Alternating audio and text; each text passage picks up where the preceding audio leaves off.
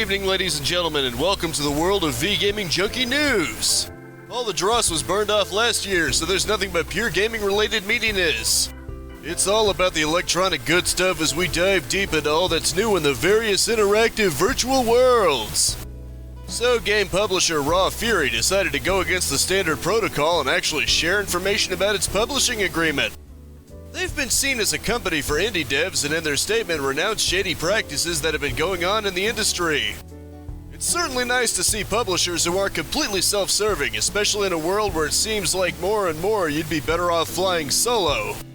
Let's hope their example is an inspiration for others to join them. So apparently Kanye West wanted to make a video game.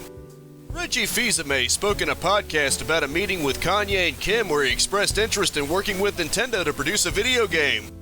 Reggie, to his credit, had positive things to say about Kanye, recalling that Kanye said Nintendo's high standard is precisely why he wanted to partner with them. He described Kanye as passionate but politely declined them due to Nintendo being busy with their own projects. It'll certainly be interesting to see if Kanye can eventually get his own game. Heck, 50 Cent got 2 games, so why not? In a slightly troubling news development, it would seem the Epic Store had a bug that could potentially spike CPU usage and, as a result, temperatures. Supposedly, this was especially concerned with laptops as they tend to operate with less room for venting as well as limited battery life that would be compounded by lighting up the CPU like this. Epic has issued a hotfix and seems committed to a full solution, but stay cautious. While I talk about Epic freebies regularly on this program, I don't do this out of some blind loyalty to Epic. I mostly do it because free is free, and I figure maybe some people are like me and like to take advantage of free stuff. So Cyberpunk 2077 will be receiving DLC in early 2021 according to its website. Before you start getting Fallout 76 flashbacks and think they're greedily prioritizing extra purchases ahead of fixing issues in the game, I should note that this DLC is going to be completely free. While I can understand any concern that this might take resources away from fixing the various problems in the game, especially on PS4 and Xbox One, I have to give them credit for at least being willing to make it available for free. The Witcher 3 supposedly had 16 free DLCs in addition to 2 paid-for expansions. Let's hope CD Projekt Red gets the game to a good place on all platforms before they start thinking about paid-for content. So Top Hat Studios has decided to push back against people being perpetually offended.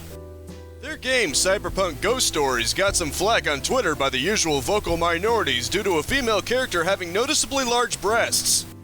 Naturally, people started acting the moral Puritan and demanding it be changed.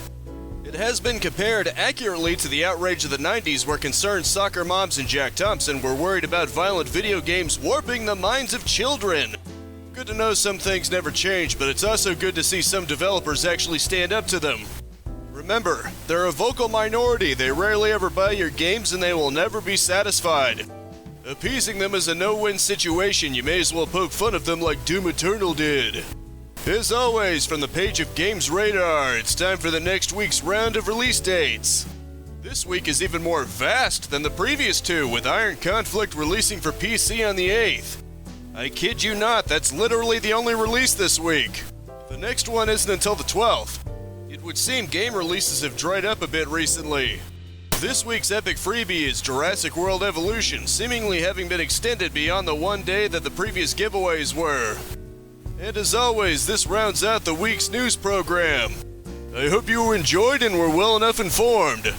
As always, I Let's Play every single day, 10 a.m. and 2 p.m, live stream Mondays and Fridays unless otherwise specified at 4:30 p.m, and these news programs are Sundays at 6 p.m. If you didn't know by now, that's Eastern Standard Time, but you can always subscribe and power drive that bell icon if you don't want to have to worry about keeping track of these time zones. A like is always appreciated for those algorithms, but I just hope you genuinely liked what you saw. That is it for now. Thank you so much for tuning in with me. Spread this video around like the craziness that was 2020, and I'll see you next time. Capitalize on life, peace out, have a good one, and I'll see you next week.